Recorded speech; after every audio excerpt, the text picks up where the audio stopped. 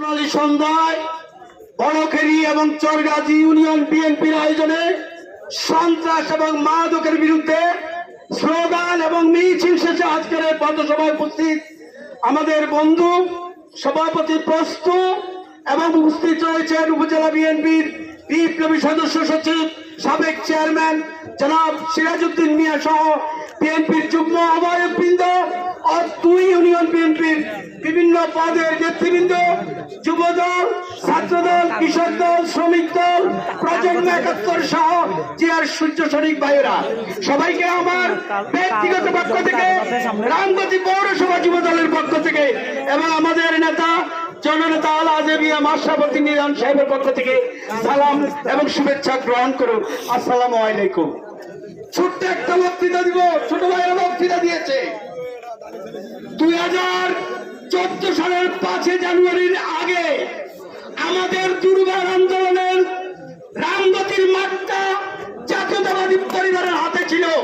বিভিন্ন জায়গায় রাস্তা দখল করে আমরা যখন ব্যারিকেড করছিলাম, তখন এই আব্দুল ওয়াহেদ আওয়ামী লীগের সেক্রেটারি, তিনি লক্ষ্মীপুর যাবেন।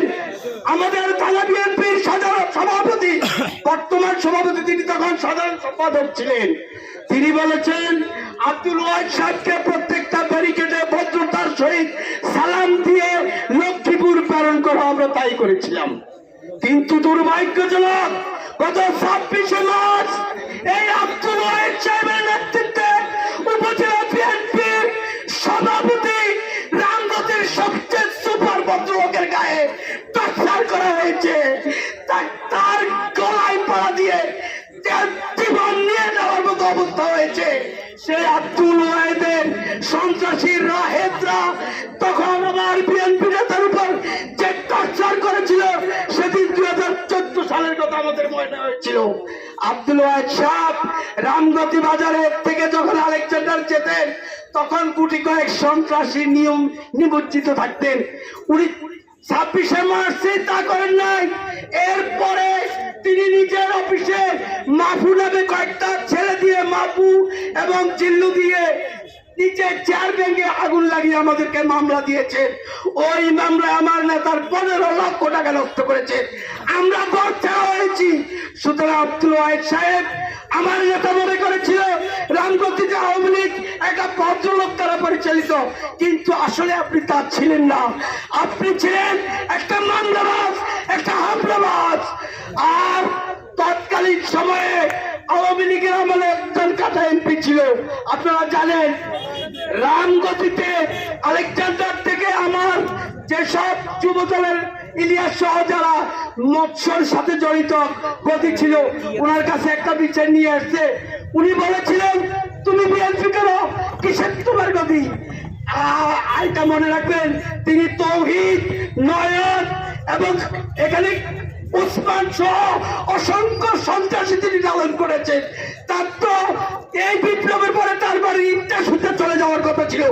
আমার নেতা আশরাফুদ্দিন নিজাম সুশীল সমাজ গঠন করে আমাকে সবকিছু মাফ করে দিয়েছে। মনে রাখবেন, সুশীল সমাজের উনি মাফ করে দিয়েছেন, আমরা মাফ করে দিলাম।